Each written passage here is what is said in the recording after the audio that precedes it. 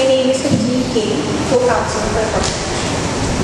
Your Excellencies, the following submissions were already discussed by your latest rulings. That Colonel Joy is guilty of the war crime of unlawful confinement, of war crime, willful killing, and protected persons intentionally launching an attack with excessive damage, and that Colonel Joy is permanently responsible for these crimes. The case falls within the jurisdiction of the International Criminal Court. That Dr. Brown's testimony in this present case is indispensable. If your Excellencies have no preliminary questions, I shall now proceed to my argument. Your Excellency, there is no amnesty for war crimes.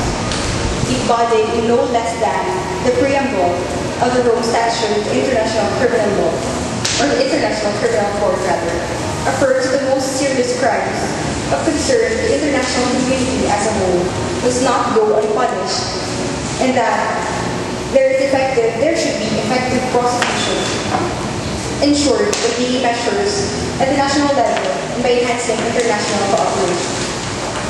Moreover, the prosecution of the war crime of unlawful confinement, the war crime of willful killing, of protected persons, and intentionally launching an attack with excessive damage is against jus cogens, customary law. A customary rule has a status of jus cogens, may only be modified by a subsequent form of the same character. The amnesty thereby, contained in the treaty between baseline and outline, is void as it conflicts with the jus cogens. Your Excellencies, the accused is guilty of a war crime of unlawful confinement, the war crime of willful killing, and intentionally launching an attack with excessive damage. These crimes are against humanity. They are shocking to the conscience of man. They are evil in their very nature. The gravity of these crimes can never be ignored. These acts cannot go as unpunished, as acts rewarded or tolerated will always be repeated, or worse, imitated. The world could not afford to take such sickening act over and over again.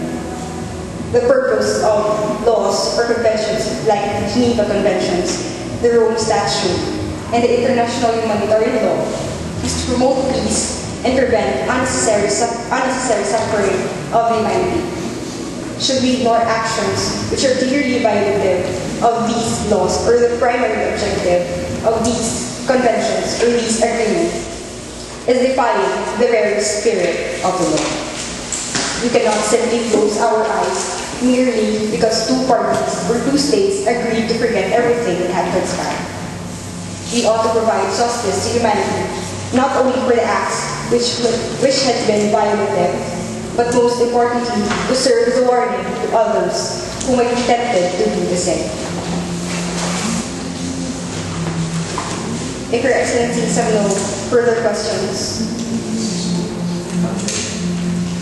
Which is paramount, customs or the generally accepted customs and traditions or a treaty in states? A custom which has reached the status of jus cogens will always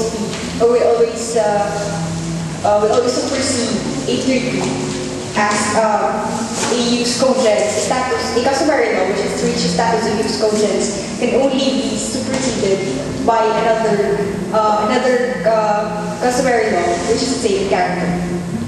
So,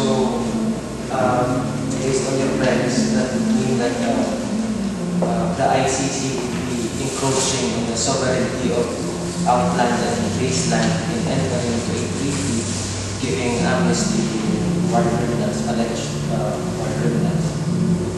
Your Excellency, I am submitting, the prosecution is submitting that the International Criminal Court should not accept the amnesty embodied in the treaty between baseline and outland, as it is in conflict with customary rule and of jus cogens.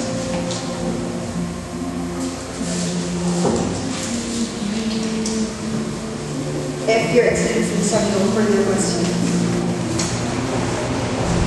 I thank this court for its time and indulgence. Thank you.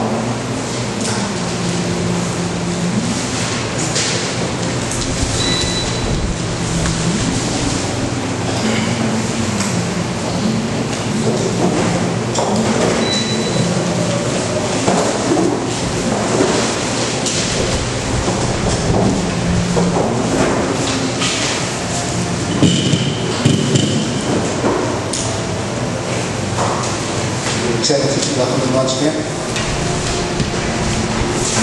We humbly request the approval of the Excellencies